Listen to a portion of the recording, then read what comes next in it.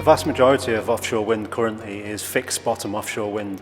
And for fixed bottom offshore wind, the maximum water depth is probably around 70 metres. As you get larger than that, they become very unwieldy to move around and there aren't the ships to install them.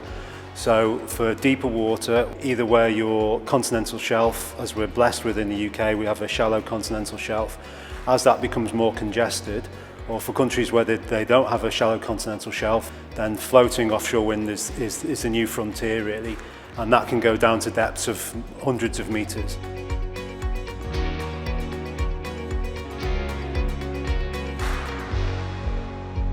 What you can see behind me is a model called the Stinger Keel.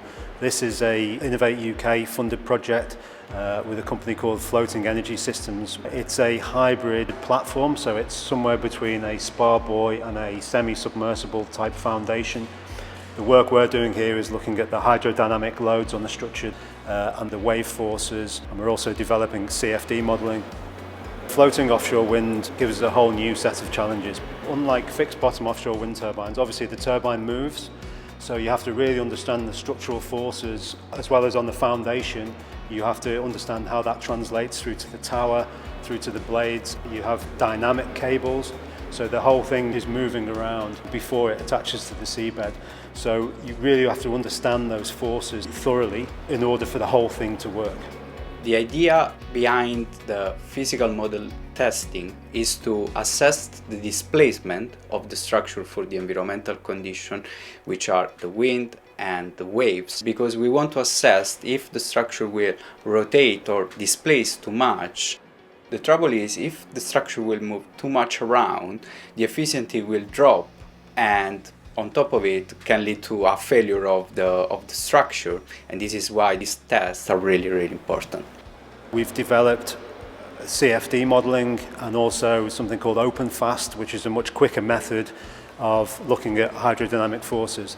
And the idea is we can develop those models and then calibrate them using the physical modelling.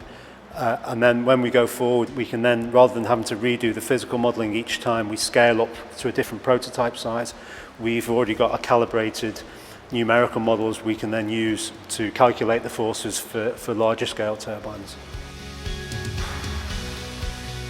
A semi-submersible platform for a 15 megawatt turbine will have dimensions somewhere in the region of 100 metres by 100 metres in length, and will probably stand about 10 stories high. You're looking at a hub height of about 150 metres.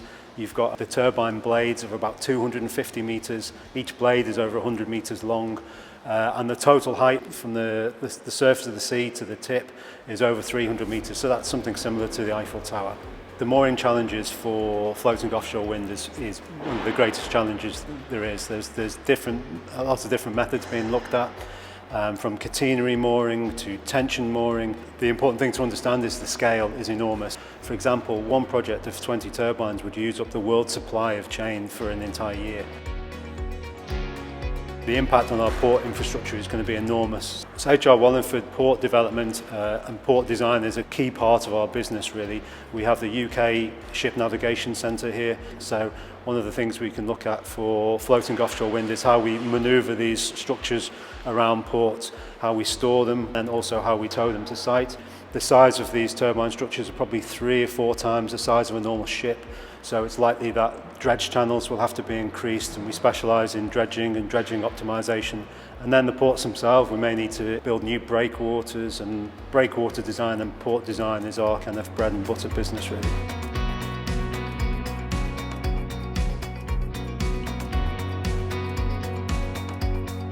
As projects get bigger, as they get further offshore, it's even more important to understand the fundamentals and have the right expertise early on, because the risks of getting it wrong are much greater.